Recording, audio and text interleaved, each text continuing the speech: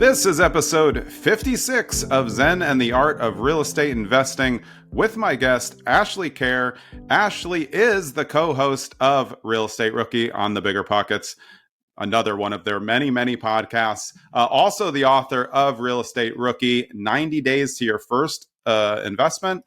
She started investing in 2014 and has grown her portfolio now to over 30 units.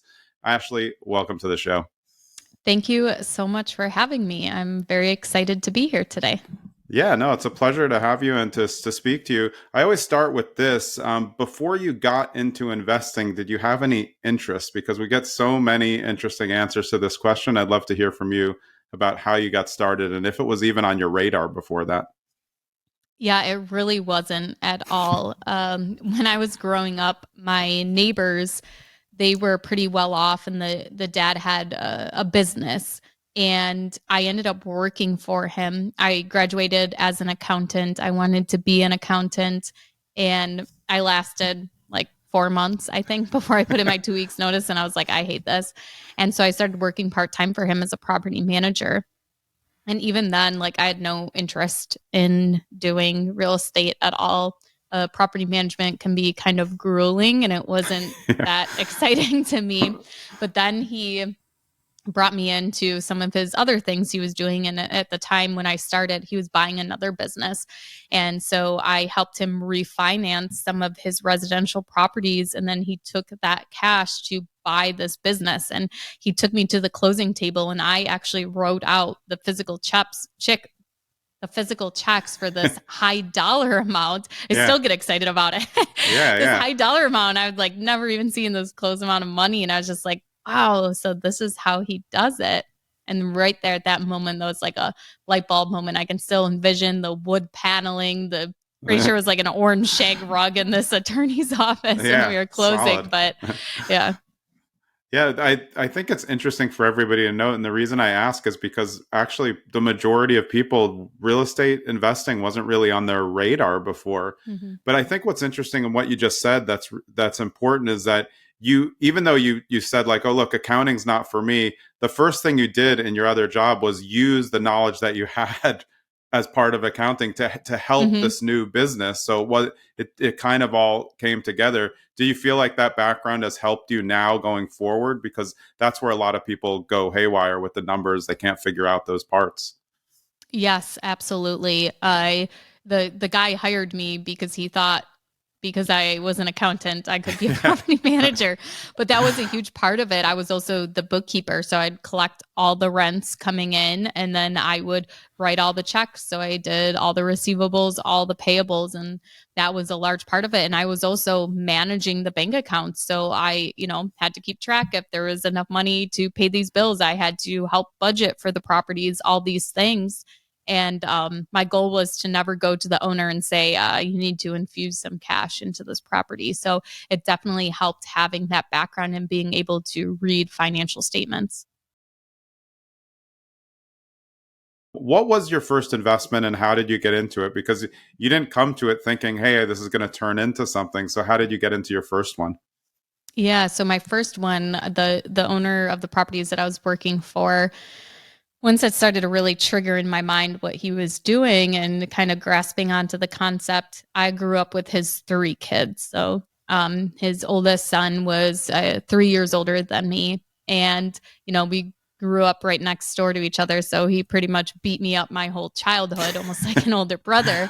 But he also worked for his dad in his one business. And we would talk a lot about this new business they were buying and all this stuff. So we had a lot of interaction. And so I started to kind of plant the seed like, hey, look at what your dad is doing. Why aren't we doing that? Why aren't you doing that? And he would tell me like, well, I have a lot of money that I've saved and stuff. And it's just kind of sitting there. And I really didn't have any money. I think maybe I had $5,000 in savings at that time. So I started telling a real estate agent that, I wanted to buy a rental property. And so we found this duplex that was right in the same town as to where I was managing these other properties for the investor. And it was the first house that we looked at. And I ran the numbers basically on the back of a napkin. I was like, okay, this is what we can offer. And we bought the property all cash. Basically how we set it up was we were 50-50 partners. We created an LLC. And then my partner that put the capital in, we actually made him a note payable. So he was paid the mortgage back. So he was paid his principal and interest back at 5.5%. So he was making that 5.5% on his money, getting paid his principal back, and getting 50% of the cash flow and 50% of the equity that was created in the property. So this was a great deal for him. Like, now I would never do that with anyone, but Yeah. I didn't You have a wouldn't ton of need it to now. experience. Yeah. Yeah. And he was putting a lot of trust into me. So it was like $77,000, I think. And so for him, it was basically his life savings at that point. We pretty much drained his savings account to purchase this property. So it was definitely a lot of trust and faith he was putting into me to do that first deal. Yeah, and what do you think was the linchpin for him having the availability of trust at that level? Is it your relationship or the way you were talking about the deal? Because I know now that partnerships are so important to you and what you do, but this is really the beginning of it. What was the thing that got him over any hurdles, maybe to make sure, like, hey, this is going to be okay? I honestly think the biggest thing was how I was transforming his dad's properties and what I was Yeah, doing with his dad's businesses. How I was able to go in and look at, like, okay, we need to cut expenses here, or how I was able to manage things better. His dad had laundromats and a dry cleaning service, and I had completely gone through all the books and like found a lot of things that shouldn't have been happening, and it led to like a person being letting go. And so I think just him seeing how I was skilled at that and able to make his dad more money, that put a lot of faith and trust into me, but also that we had known each other since we were two. There was already that kind of relationship that we kind of, like, know and trust each other.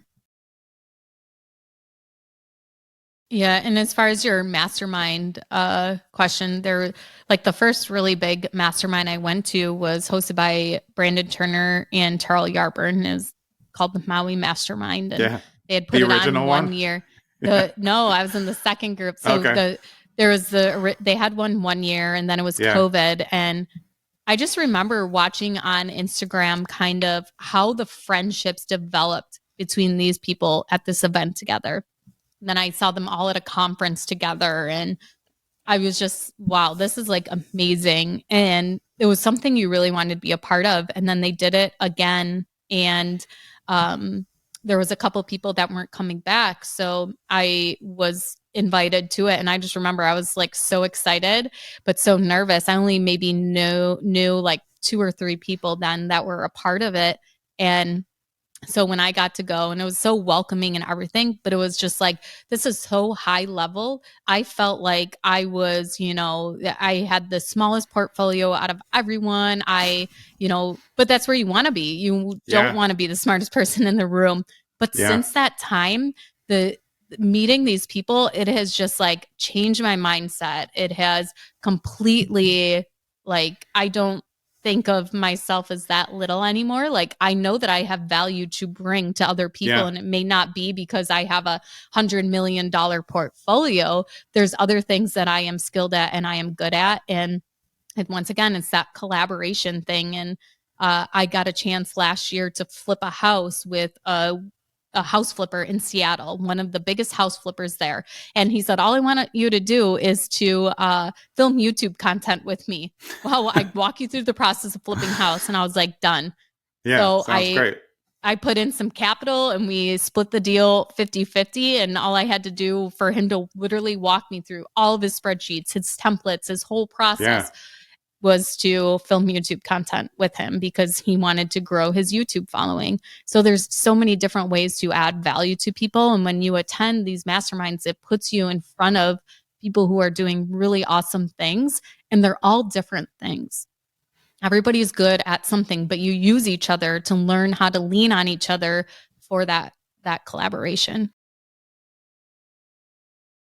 Those are really good points. I mean, I think, trusting your gut, you have to get to a certain level. But especially since you talk to so many new investors, how would you tell like newer investors to kind of know who's like more truthful or who's better to trust than others? Since social media has made it seem like Mhm. everybody's there, but we all know from being in it, like it's not always like that. And I think a lot of new investors are like really looking for the rocket ship, and that can put them in a bad spot. I also think too that there's a big misconception with social media. that a lot of people have this misconception that because somebody has a lot of followers, that they are reputable, they are trustworthy, they are verified. Yeah. And like that is not true at all. But unfortunately, that is the way a lot of people are conceived as to how many followers they have. And Yeah. yes, there are amazing, like Mikey Taylor. He was a pro skateboarder. He's had a bunch of businesses. He's about to hit 1 million followers. And I would trust him with my life. And he is a great real estate investor, provides so much knowledge. But there's also other people out there that I could say I've talked to directly, I've networked with, I've seen inside their business that have as huge of a following that I would never even lend $1 to. I agree. It goes both ways, where you have to really vet somebody before you're giving them your money or you're doing a deal with them. So some of my steps to kind of verify with that is date the person first. Do something very, very small and minuscule with them. Don't agree. And this goes with, partners, contractors, anyone you're going to be working with. A contractor, have them paint a room before you give them 5 houses to paint. It's a great point. A business partner, do a joint venture agreement together and buy one property together instead of saying, let's start this LLC and we're going to buy 5 properties over the next year together. Yeah. So I think dating that person, but also if you don't have firsthand experience of that person as a person, referrals, talk to other people who have done deals with that person. If they go to a meetup, fly out, spend the $300 on airfare, go to their meetup and talk to other people that they network with and connect with. And then just, look at their social media, look at the comments, go through comments. And, if you see someone that says like, oh, I loved working with you, blah, blah, blah. Click on their name, send them a DM and say, hey, I might be too, like, what were some great things? Was there anything bad that happened? Then of course you may see things, people commenting on there if they don't delete them fast enough, like, hey, I had an awful experience. So those are a couple different ways to kind of vet somebody.